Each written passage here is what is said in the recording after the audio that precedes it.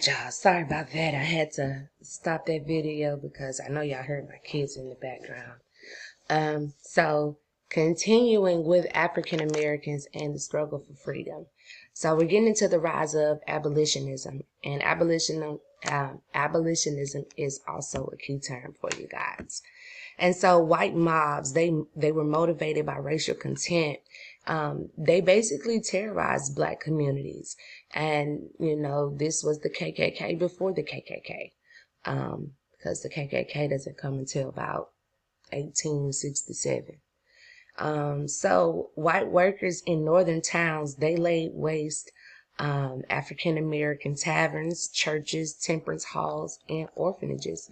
Because the people in the North, these were the people who were into these movements.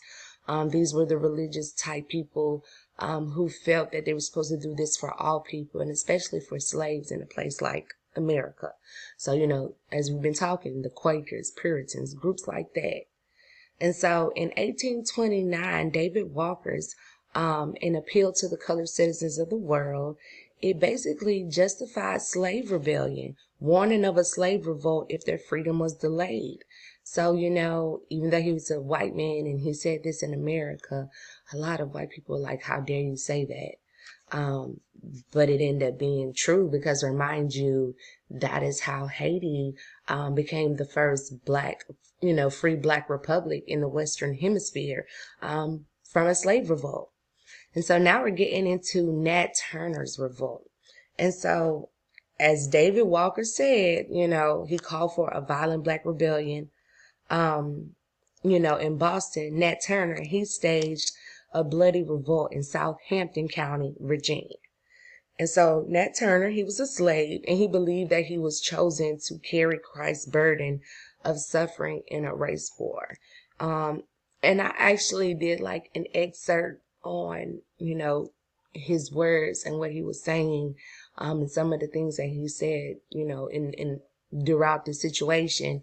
And he was a very religious man. He spoke in tongues.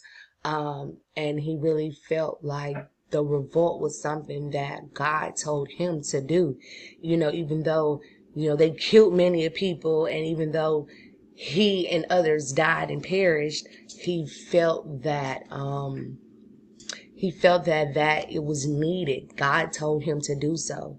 And even though, his revolt, it turned white people to treat their slaves a certain way. Even, the masters who were supposedly nice, they end up turning a different way after the revolt. But eventually freedom came, not far after the revolt, it came. And so Turner's men, they basically killed nearly 60 whites. And we're talking about men, women, and children, in 1831. And he hoped other slaves would rally to his cause, but few did, and they were dispersed by a white militia, which killed many local slaves uninvolved in the rebellion. And Turner, like I said, he was captured, and when he was captured, he was also hung. But before they hung him, they actually put him on trial, and asked him questions, and he answered them and things of that nature. And so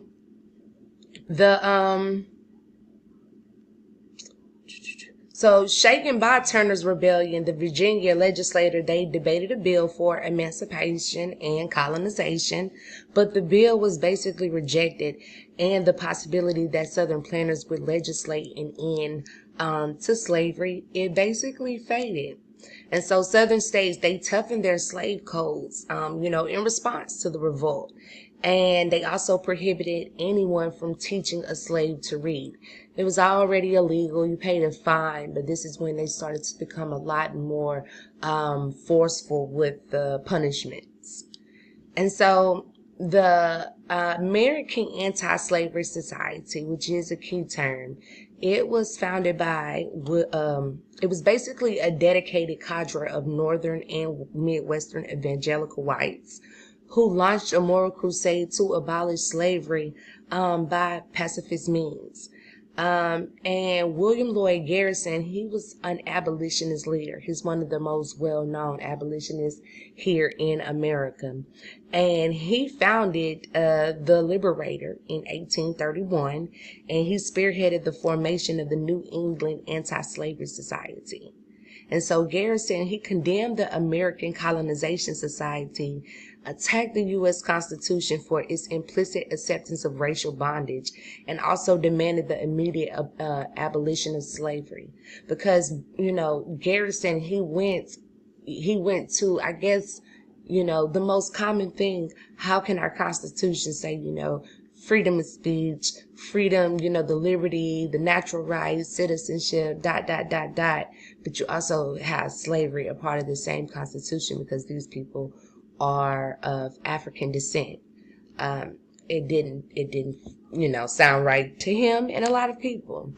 And so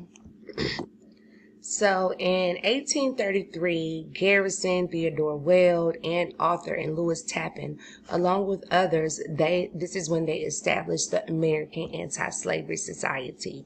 And women, they also joined the movement, and they founded the Philadelphia Female Anti-Slavery Society and the Anti-Slavery Conventions of American women.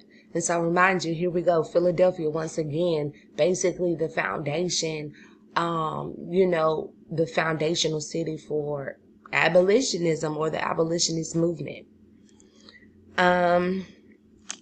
So in 1837, you have Wells' publication, which was the Bible Against Slavery, and it basically cited passages from Christianity's holiest book to discredit slavery.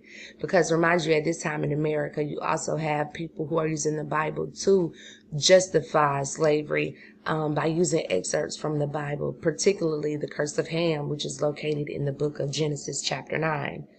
And so Weld and Angelina and Sarah Grimke, they also provided the abolitionist movement with the mass evidence in American slavery as it is, Testimony of 1,000 Witnesses, which came out in 1839, and it actually depicted the actual condition of slavery in the U.S.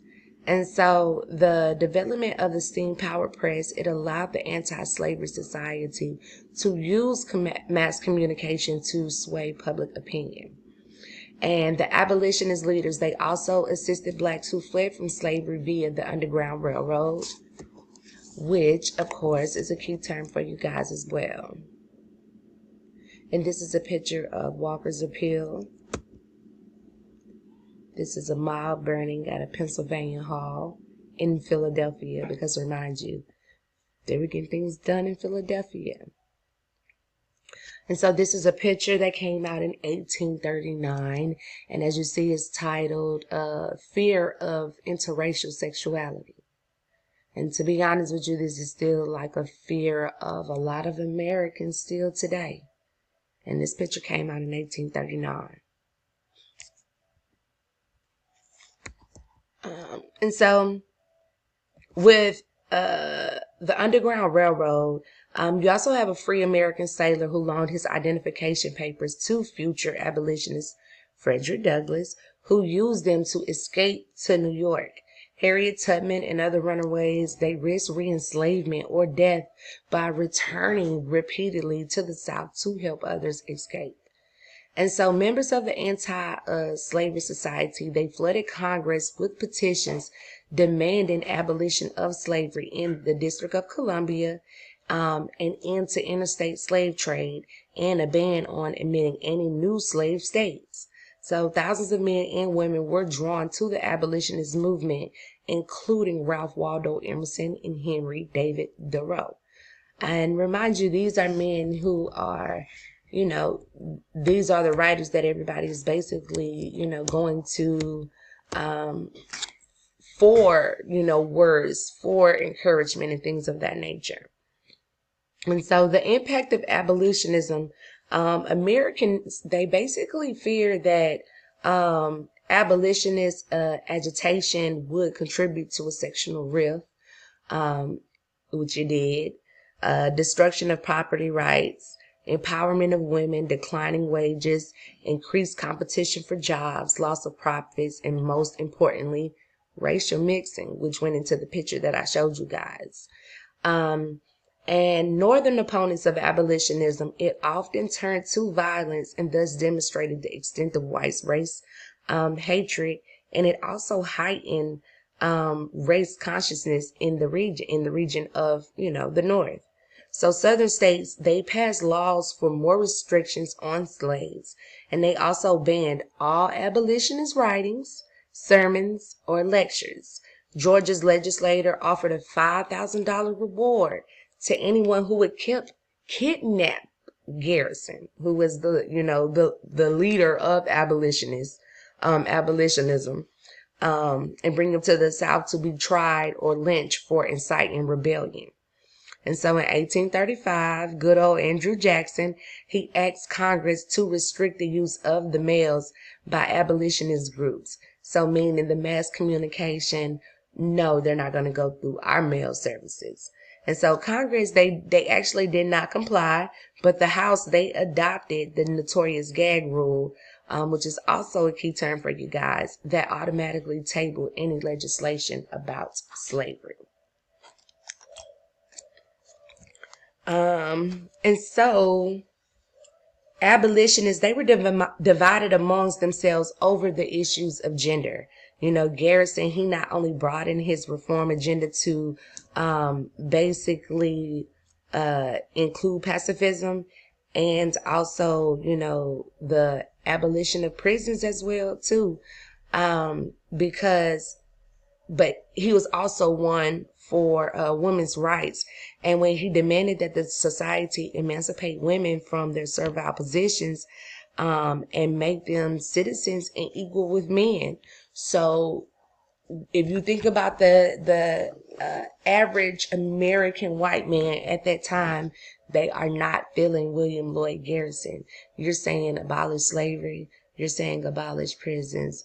You're saying give women equal rights. As men, they were really trying to, get him out of here. So Garrison's opponents, they founded the American and Foreign Anti-Slavery Society. And so some abolitionists, they end up turning to politics, establishing the Liberty Party, which is a key term. And this is when they nominated James G. Birney for president in 1840. And he won a few votes. All right, so once again, picture of Walker's Appeal.